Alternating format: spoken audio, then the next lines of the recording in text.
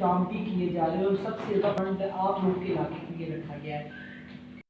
जो जवाब दिया जा रहा है उसमें कितनी सदर? मेरा ताल्लुक जी टोटल तहसील जदोई के हल्के से PP275 से। मेरा हल्का टोटली कच्चा हल्का है, दरिया की बैठ भी हमारे साथ है। मेरा हल्का आधा दरिया गुल भी हो चुका है। हमें कहा गया था जी अपने हल्के के लोगों की जमीनें नाम करें इरिगेशन के जो दरिया के साथ साथ है। हम लोगों ने वो जमीनें भी नाम करवाई, लेकिन इरिगेशन के लिए कहा गया हमारे पास फंड नहीं। अगर एक बीजी खान पुल बनती है 2 अरब रुपए की, वो सिपर बनता है 35 करोड़ रुपए का। पुल की अहमियत ज्यादा है, सिपर की अहमियत कोई ज्यादा नहीं है। जिनकी बेटे बेघर हो गए, छतें नहीं है, उनके लिए 33 करोड़ की गवर्नमेंट की कोई वैल्यू नहीं रखती।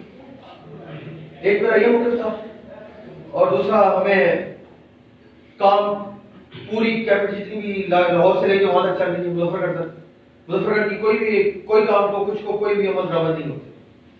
सिर्फ और सिर्फ वही बात है कि लारा दिया जाता है। फंडिंग हमें 2 साल में कुछ भी नहीं हुई।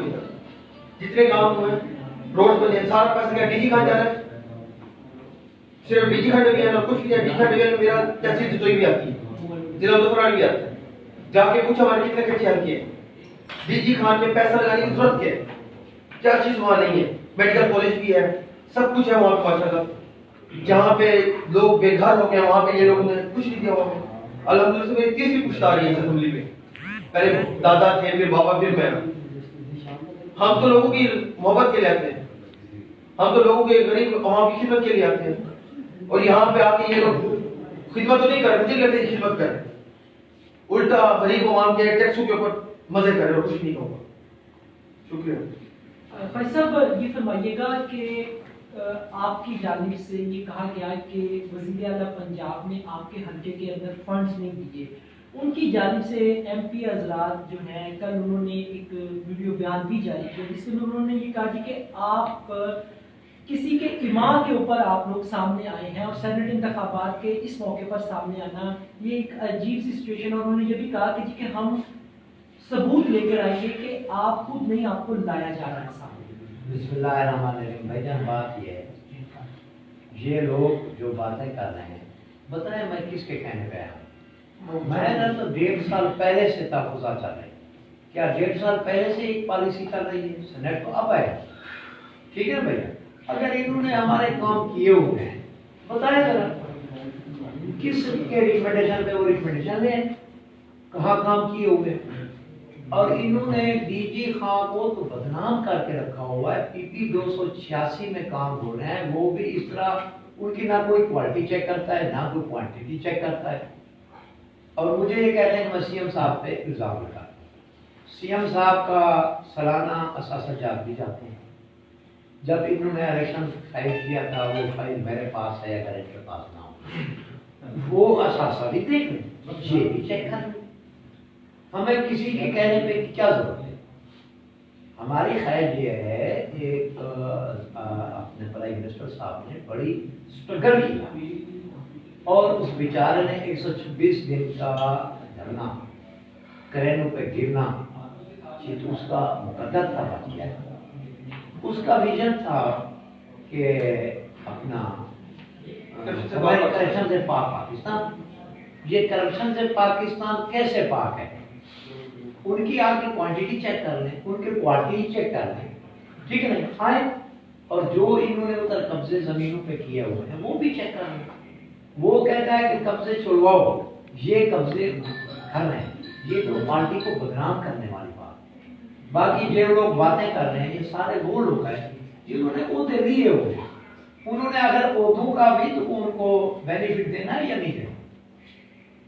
सर, ये भी बताइएगा कि उन्होंने इस बात का मुतालबा किया कि आपके ऊपर पार्टी डिसिप्लिन की खिलाफवर्जी के ऊपर एक्शन लिया जाए और ज़िमनी इलेक्शन अगर करवाना पड़े, यानी कि आपको नाहल करने का एक तरह से उन्होंने मुतालबा कर दिया। मेरे भाई बात यह है, नाहली को सब बातों को छोड़ें। मैं चैलेंज करता हूँ CM साहब को, वो इस्तीफा दे के 86 और 85 में इलेक्शन लड़े। मैं भी इस्तीफा दे के 86 और 85 में इलेक्शन लड़ता हूँ। पता चल जाएगा कि गरीब आवाम किसके साथ है। अगर इन्होंने 2.5 साल चीफ मिनिस्ट्री की है तो आपको रिजल्ट मिल जाएगा। घबराते क्यों है आवाम के पास जाने के लिए? 5 साल बाद जाने के बजाय 2.5 साल में हम चले जाते हैं, मुझे तो कोई इतराज नहीं है, मैं अभी इस्तीफा देता हूँ। वो भी थे, वो 85 में भी इलेक्शन लड़े, मैं भी लड़ूंगा, वो 86 में लड़े, मैं भी लड़ूंगा।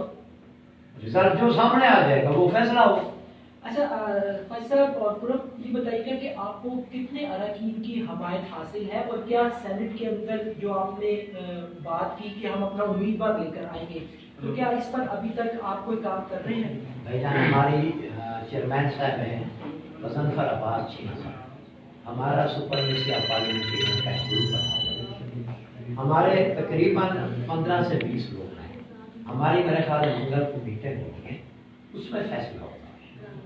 ये 3-4 हमारे पॉइंट हैं। पहला पॉइंट है, इमरान खान हमारी बातें सुने, बातें सुनकर वो एक कमेटी बना के चेक कर, जो इमरान खान के विजन को, इमरान खान का जितना विजन जनूबी पंजाब ने एक्सेप्ट किया है, वहां पूरी पीटीआई की तबाही होगी, ठीक है ना भैया। उसके बाद इसी तरह 1, 2, 3, 4 मैंने अपने वो दिए, बाकी वो जो है हमारी मीटिंग है उसमें, बाकी तो हम भाई बताते हैं। बाकी पीटीआई बनी तो यंग लोगों की पार्टी थी ना, टाइगर फोर्स थे हमारे, मुझे यंग लोग दिखाई कर, मैं आजाद इलेक्शन लड़ा था, मैंने 50,000 के बाद 50,000 वोट किए, मैंने 17,000 के मार्जिन से जीता हूँ। यकीन करें कि जो बिया लेके आए थे ना, आज हम वो यंग लोग पीछे हो गए, फिर पीछे हो गए। अगर मैं 25 साल 2 महीने मेरी एज थी जब मैं इलेक्शन लड़ा था, 50,000 वोट लेके आया हूँ, क्या मेरे लोगों के पास उम्मीदें नहीं है? इन्होंने डीलरशिप दी, मैंने वो छोड़ दी। क्यों छोड़ दी? इज्जत दी। जब इज्जत तो हमें तो बात नहीं है, इसका इज्जत तो हम तो छोड़ देंगे। लेकिन एक दुख है, जो वे लेके आए थे ना इस पार्टी में खान के साथ चलने के लिए, हमें रुसवाई मिली। खैर साहब, ये भी फरमाइएगा कि क्या सीएम साहब के साथ आप बैठने के लिए तैयार हैं? क्योंकि शनीत ये भी आ रही कि उन्होंने कहा जी कि मैं बैठ के बात करूंगा, जो भी तहफ्फुज़ात हैं वो दूर किए जाएंगे। मैं उनसे बात करूंगा रूबरू इमरान खान। पहले उसने 9 से 10 महीने पहले की बात, चौधरी परवेज इलाही साहब हमारे डायरेक्टर थे, उनका बयान तो आपने सुन लिया। जब मैं उनसे मिला था, उसने कहा था अकेले आपकी शिकायत नहीं है, और भी एमपीए साहबान की शिकायत है। फिर इस तरह के आदमी के साथ बैठना, बात करना, एक छोटी सी बात है, क्या पूरे पंजाब में एक ही हल है जहां काम होने? हम बोल रहे नहीं है, वो कहाँ है डॉक्टर साहब की, इमरान खान साहब की पार्टी?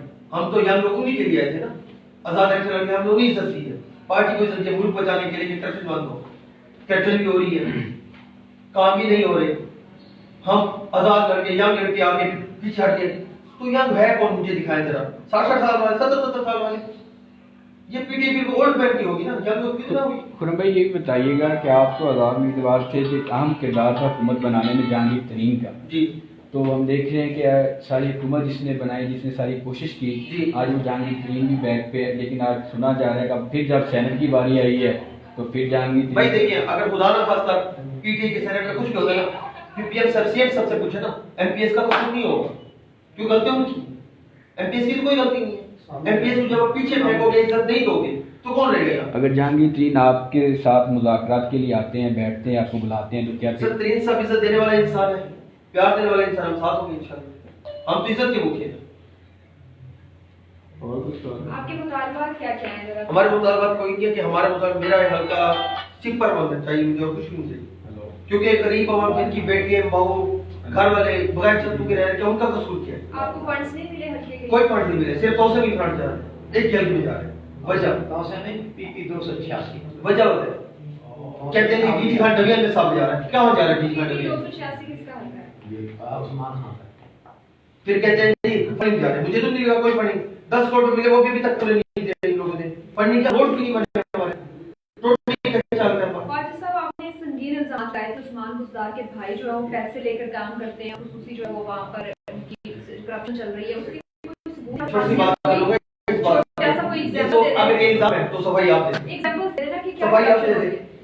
अगर हम ये इल्जाम लगा रहे हैं, सफाई आपको दे दें। तशरीफ ले आए हैं पूरी टीम के साथ, मैं आपको दिखा दूंगा, जमीनों पे कब्जे भी दिखा दूंगा, ठीक है ना जी। तो जो अभी तक ये कहते हैं कि भर्तियां नहीं हुई, जो नए लोग आए हुए हैं वो आप कानून में ले जाऊंगा, ले जाऊंगा, कैसे हो गया?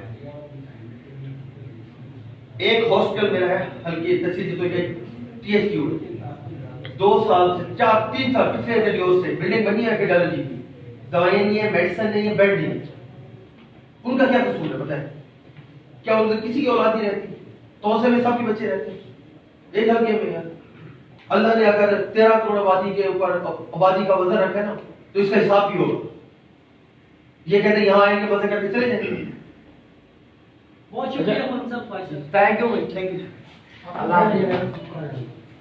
बात ठीक है। आओ जी हुण इन्हां तो चाह पे मैं खड़े रहो इधर। अरे वैसे इतने नहीं होने ਜਿਹੜੇ ਆਪਣੇ ਸੈਕਸ਼ਨ ਦਾ ਡਿਮਾਂਡ ਹੈ ਤੁਸੀਂ ਟੀਵੀ ਜਾ ਰਹੇ ਹੋ ਤੁਸੀਂ ਖੜੇ ਹੋ ਤਾਂ ਟੀਵੀ ਜਾ ਰਹੇ ਹੋ हाँ बेटा मैं छोड़ दो, तुम सोने वाले हो।